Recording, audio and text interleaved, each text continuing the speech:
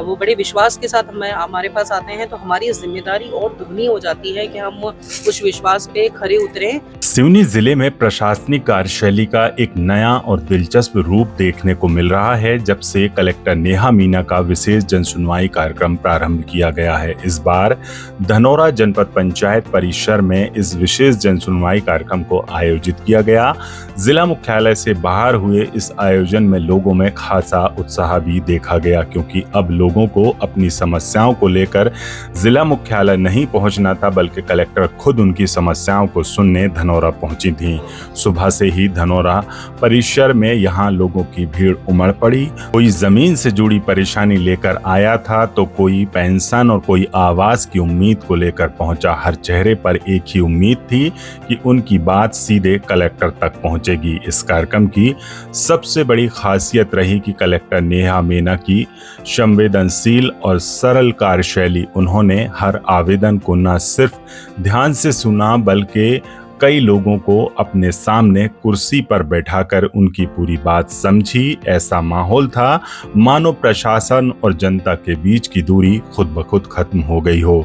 इसके बाद मौके पर ही संबंधित विभाग के अधिकारियों को स्पष्ट और सख्त निर्देश दिए गए, ताकि किसी भी शिकायत का समाधान सिर्फ कागजों तक नहीं, बल्कि जमीन पर भी तुरंत दिखाई दे। आपको बता दें कि सिवनी जिले का कार्यभार संभालने के बाद कलेक्टर नेहा मीना ने यह साफ कर दिया था कि जनसुनवाई अब सिर्फ जिला मुख्यालय तक ही सीमित नहीं रहेगी, इसे सीधे जनता के बीच भी ले जाया जाएगा। इस सोच को लेकर उन्होंने कुरई, लखनदौन, केवलारी और घनसौर के बाद अब धनौरा में भी इस विशेष जनसुनवाई कार्यक्रम का आयोजन किया, जिसमें सैकड़ों की संख्या में लोगों ने पहुंचकर अपने आवेदन दिए और अपनी समस्याएं सुनाई। इस दौरान यहां कलेक्टर ने क्या कुछ कहा है इस जनसुनवाई कार्यक्रम को लेकर, आइए हम यहां आपको सुनाते हैं। मेरा बहुत बहुत नमस्कार। जैसा कि आप लोग जानते हैं कि जब शुरुआत में ज्वाइन किया था उस समय पे बात हुई थी, और जो हमारा ज़िला है उसका क्षेत्रफल काफ़ी जोग्राफिकली आप देखें तो काफ़ी बड़ा है, और जो दूरस्थ के जो गांव होते हैं और जो ब्लॉक्स होते हैं वहाँ से लोग जो होते हैं वहाँ पे आने इतनी दूर अप्रोच करने नहीं आ पाते हैं। मुख्यालय में ये होता है कि सबसे ज़्यादा जो बेनिफिट होता है मुख्यालय और मुख्यालय के आसपास की पंचायतों से लोग आ जाते हैं। दूर से आने में उनको किराया, अगर कभी आते भी हैं तो उनको काफ़ी किराया भाड़ा देना पड़ता है। तो इसलिए तभी हमने ये निर्णय लिया था कि हम लोग एक जनसुनवाई हेडक्वार्टर पर और एक ब्लॉक में करेंगे। हमारे कुल मिला के 8 ब्लॉक हैं, तो हम प्रयास कर रहे हैं कि इसी वर्ष में हम सभी के सभी ब्लॉक कवर कर लें। और आप लोग जानते हैं कि मैंने पूर्व में भी ये बोला है कि एक वैक्यूम होता है जो लगता है कि क्रिएट हो गया है प्रशासन के बीच में और हमारे आमजनों के बीच में, वो नहीं होना चाहिए। जितनी भी जो समस्याएं हैं उनका जो निराकरण है, मैं मानती हूँ कि वो तहसील स्तर पे और ब्लॉक स्तर पे हो जाना चाहिए, जिसके लिए लोगों को परेशान होकर हमारे पास आना पड़ता है।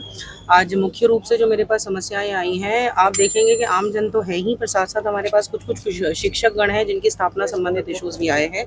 आने वाले समय में उसी को देखते हुए मैंने सोचा है कि सभी शिक्षकों के लिए हम लोग साधिकारी के कैंप पर आयोजित करेंगे, क्योंकि उनकी स्थापना है, पदोन्नति है, क्रमोन्नति है, या उनके कुछ अरियर्स हैं, रिटायरमेंट हो चुका है, उसके उपरांत के भी अगर कुछ इश्यूज आते हैं तो वो भी हमारा दायित्व है कि उसे हम लोग कैंप लगा के निराकरण करें। प्रधानमंत्री आवास की सूचियों के संबंध में मैंने बोला है कि पारदर्शिता बनी रहे, इसकी सभी पंचायतों में जितने भी पात्र व्यक्ति हुए हैं, हितग्राही हैं, उनका चस्पा कराना ये लोग सुनिश्चित करवाएंगे। साथ में राजस्व से संबंधित ये है कि रास्ता विवाद है या बंटवारा हो गया है तो कंप्लायंस के मुझे थोड़े इश्यूज लग रहे थे कि अमल नहीं हुआ है।